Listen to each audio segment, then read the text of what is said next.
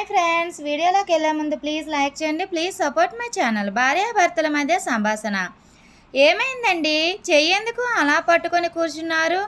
చెయ్యి కొంచెం బెనికినట్టు ఉంది. ఎంత పని అయిపోయిందండి?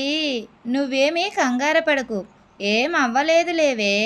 నా కాళ్ళు చేతులు విరిగిపోయినా పర్వాలేదు, కానీ మీకు ఏదైనా అయితే నేను తట్టుకోలేను బాబోయ్.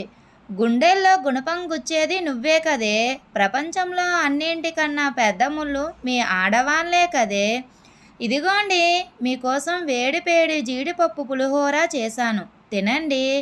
అంతా నాకే పెట్టేస్తున్నావు, నీకోసం ఏమీ ఉంచుకోలేదా? మీ కడుపు నిండితే నా కడుపు నిండినట్టేనండి. ఏంటి, నా కడుపు నిండితే నీ కడుపు నిండిపోయినట్ట? ఏంటో నీ మాటలు. నేనేమీ తిండి కోసం బ్రతకడం లేదు, మీకోసం బ్రతుకుతున్నాను. వంట రూమ్లో మీకు కావలసినదంతా మీరు దాచుకొని మిగిలినది నాకు పెట్టావు. నాకు తెలియదా ఏంటి? ఏమండి, నాకు 5,000 రూపాయలు కావాలండి. 5,000? ఎందుకు? నేను బ్యూటీ పార్లర్కి వెళ్తాను. ఇప్పుడు ఎందుకు బ్యూటీ పార్లర్కి? నేను బ్యూటీ పార్లర్కి వెళ్తాను అని అన్నది నా కోసం కాదు, మీకోసమే. నా కోసం వెళ్తున్నావా? ఎందుకో? పలానా రమేష్ పెళ్ళం ఎంత అందంగా ఉందిరా అంటే ఎవరికి గౌరవం? మీకే కదా. ఇంత చిన్న విషయాన్ని అర్థం చేసుకోరు ఎందుకో? నువ్వు కొత్త విషయాలు చెప్తే నాకెలా అర్థమవుతుంది? అర్థం చేసుకోవాలండి. మొన్న మీరు బయట కుర్చీలో కూర్చొని టీ తాగుతూ ఆ పక్కింటి అమ్మాయి ఎంత బాగుందో అని అన్నారు కదా. నన్ను కూడా బయట వాళ్ళందరూ అలానే పొగడాలి అంటే నేను బ్యూటీ పార్లర్కి వెళ్ళాలి కదా. నీ మనసులో ఏముందో అది నువ్వు చెయ్యాలి అని అనుకోవాలి, కానీ దాన్నెవరినో నేను పొగిడితే నువ్వు దానిలా రెడీ అవడం ఏంటే? నిమిషంకి నీ ఆలోచన మారిపోతుందేంటే? మీరు దాన్ని పొగుడుతుంటే నాకు ఎలా ఉంటుందో తెలుసా? ఇంకో విషయం, మొగుణ్ణి ఎలాగో మార్చలేం కదా, అందుకే నా మనసు మార్చుకుంటున్నాను. నీ మాట వినకపోతే ఇక్కడ నీతో గొడవ, అక్కడ ఆఫీస్లో బాస్ మాట వినకపోతే అక్కడ ఆయనతో గొడవ. ఇక నాకు ప్రశాంతత అనేదే లేదా.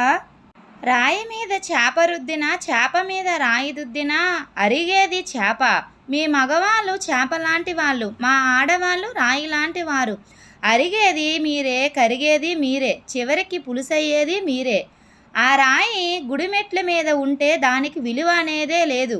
అదే రాయిని విగ్రహంలా తయారు చేసి గుడిలో పెట్టామనుకో, ఆ విగ్రహంకు విలువ ఎక్కువ. అలాగే ఒక మగవాడు స్త్రీకి విలువ ఇచ్చాడు అంటే దాన్ని సవ్యంగా వినియోగించుకోవాలి. కానీ ఏంటే నీ గోల?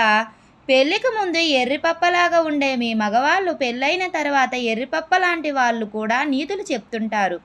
పెళ్ళికి ముందు మీరు చందమామని చూపిస్తూ నీ ఒళ్ళో పడుకోబెట్టి మాటలు ఆడుతుంటే నేను ఏదో అనుకునేవాణ్ణి. కానీ పెళ్ళైన తర్వాత తెలిసింది నువ్వు చూపించింది చందమామని కాదు, చుక్కలని అని. కానీ ఆ విషయం తెలిసేసరికి సగం జీవితం అయిపోయింది. రోజు 18 గంటలు నేను మీ గురించే ఆలోచిస్తున్నాను తెలుసా. ఇది మాత్రం నిజం. ఎందుకంటే నేను ఇంట్లో ఉంటే ఏం చేస్తున్నానో, ఎవరితో ఫోన్లో మాట్లాడుతున్నానో, అదే బయటికి వెళ్తే నేను ఏ అమ్మాయితో మాట్లాడుతున్నానో అని నీ బాధ, అంతేనా? సురేష్, ఆగురా ఆగు. ఎందుకురా బావి దగ్గరికి వచ్చా? సూరజ్, నేను చచ్చిపోవాలి అనుకుంటున్నాను. సురేష్, నువ్వు చావడానికి వీల్లేదు. సూరజ్, నేనంటే అంత ప్రేమరా నీకు? సురేష్, ప్రేమ దోమ. నువ్వు నా దగ్గర 500 రూపాయలు తీసుకున్నావు, అవి ఇచ్చి అప్పుడు చచ్చిపో.